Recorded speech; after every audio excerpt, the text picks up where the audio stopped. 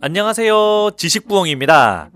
2020년 코로나19의 창궐로 추락하는 한국 증시를 살린 동학개미운동, 개인 투자자들의 적극적인 참여로 코스피 지수는 2000을 지나 2021년 1월에는 3000을 돌파하기까지 합니다. 하지만 바이러스의 공포에도 굴하지 않던 그들을 두려움에 떨게 만든 존재가 있었으니 공시성을 가진 그의 이름은 바로 공매도! 오늘은 공매도에 관해서 파헤쳐봅니다. 공매도는 말 그대로 없는 것을 판다라는 뜻으로 주식이나 채권을 가지고 있지 않은 상태에서 매도 주문을 내는 것을 말합니다.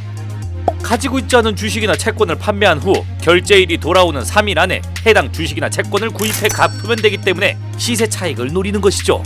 지금보다 주가가 하락할 것 같으니 오늘 미리 팔고 예상대로 주가가 떨어지면 다시 사서 되갚는 방식인 겁니다. 개인 투자자들이 공매도에 불안감을 갖는 것은 아마 공매도의 특성 때문일 겁니다. 주가 하락을 예상하고 주식을 빌려 매도하는 공매도의 특성상 공매도가 주가 하락을 부추길 것이라는 우려인 것이죠.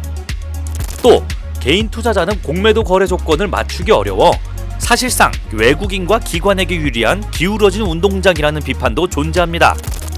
개인 투자자들의 공매도 저항은 청와대 청원에서 20만 명의 동의를 얻어내기까지 했는데요.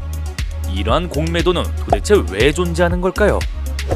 주식 거래는 주식을 사고 파는 행위가 근간이 됩니다.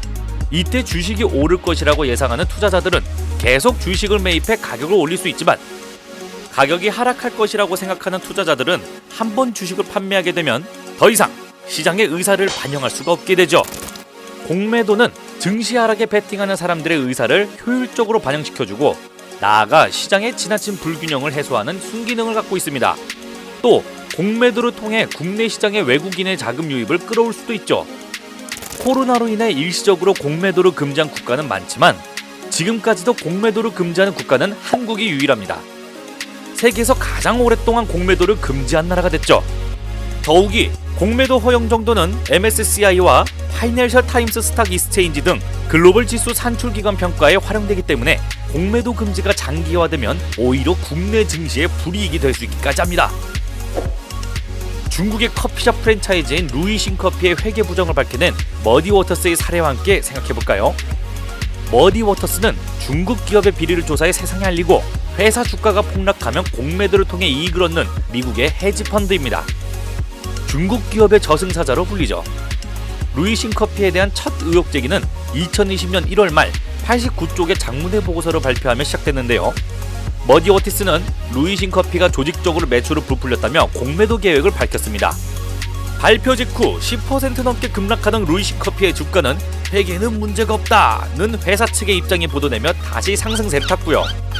하지만 두 달 후 루이싱커피는 공시를 통해 내부 조사를 통해 지난해 매출액 중 22억 위안이 부풀려졌음을 확인했다며 회계 조작 혐의를 인정합니다. 매출 약 50억 위안의 절반에 달하는 금액이 허위로 드러났고 루이싱커피는 결국 상장 폐지를 면하지 못했죠.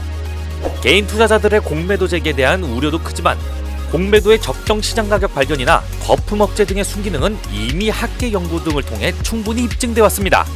증시를 건강하게 유지해주는 장치로서의 기능 또한 분명 필요하죠.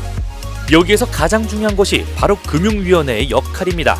금융위원회가 제시한 불법 공매도 처벌 강화와 시장 조성자 제도 개선, 개인의 공매도 접근성 제고 등의 개선 사항이 확실히 이루어진다면 공매도와 개인 투자자가 더 이상 대립의 관계가 아닌 서로 공정한 관계에서 서로를 감시하며 상생해 나갈 수 있지 않을까요?